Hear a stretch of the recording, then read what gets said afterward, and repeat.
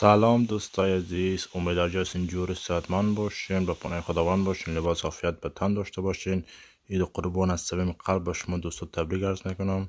انشالله عید خوب و خوش داشته باشین همراه فامیلتون.